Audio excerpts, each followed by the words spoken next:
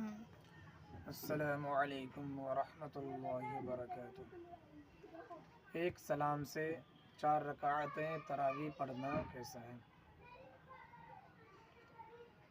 4 رکعت تراویح باجماعت 2 قاعدوں کے ساتھ ایک سلام سے پڑھ سکتے ہیں۔ ایک سلام کے ساتھ پڑھنا ہے، یعنی 2 قاعدوں کے ساتھ ایک سلام کے ساتھ پڑھنا جائز ہے، اور وہ 4 رکعتیں تراویح شمار ہوگی۔